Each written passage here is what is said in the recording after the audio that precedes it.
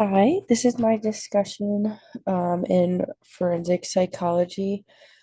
I was given topic seven, which was competence to be executed and to participate in and waive appeals, which involves Melton pages 161 to 162 and 189 to 196. My discussion question that I formulated was, how do courts balance the mental state of an inmate against society's interest in imposing a death penalty, particularly when the convict shows evidence of severe mental illness during post-conviction proceedings? So, a little bit of background as to how I formulated my discussion question and my information on it. So competence is required across stages of the justice process.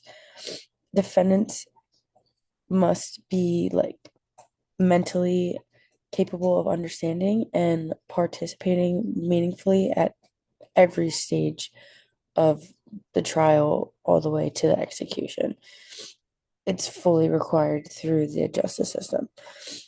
The standard may shift depending on the trials and appeals and execution, meaning the legal definition of competence can change depending on whether or not the defense is standing trial or making decisions about the appeals or possibly facing execution.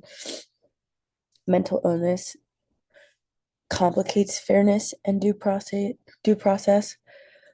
Psychiatric symptoms can interfere with rational understanding and decision making, which can make it a challenge to ensure constitutional protections are upheld in the court. Some cases about competence are Ford v. Wainwright of 1986 that states if an inmate lacks understanding, there cannot be an execution. Another one that was discussed in the chapters was Panetti and Quarterman of 2007, which states that there's a requirement for rational understanding and not just logic. So, something that can be brought up to discuss this question is the waiver. So, what is the waiver? Waiver must be knowing, intelligent, and voluntary. This means that courts are requiring that inmates fully understand what rights they are given up and they make decisions freely without coercion. Another thing that involves the waiver is that mental illness can impair one judgment of a case. So, disorders like psychosis or depression may distort how an inmate weighs options or even perceives reality. Um, it can also impair decision making and it can impair appreciation of the consequences, um, where mental illness may block inmates from fully grasping what the permanent outcome of their appeals may be. Um, if illness drives the decision, courts must question whether the waiver reflects genuine free will. The last thing that I wanted to discuss is the Balancing Act. Um, so the Balancing Act involves state interest.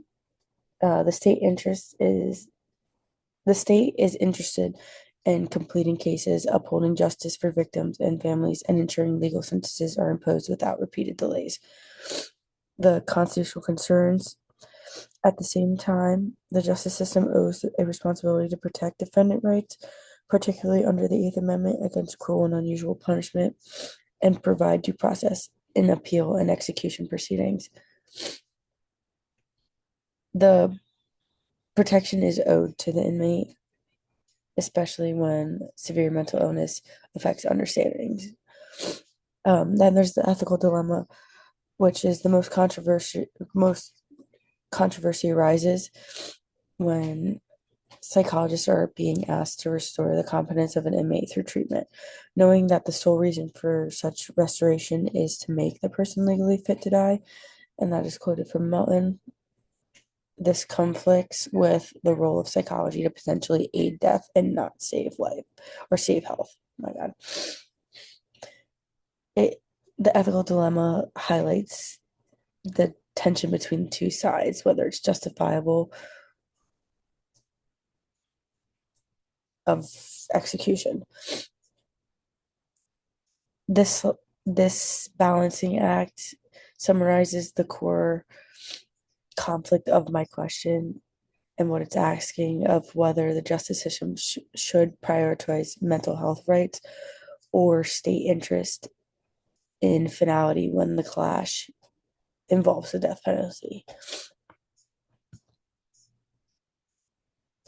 So, in conclusion, after looking over everything and discussing my question, in capital cases, mental illness will weigh the balance, so competence must be evaluated differently to appeal than to be executed.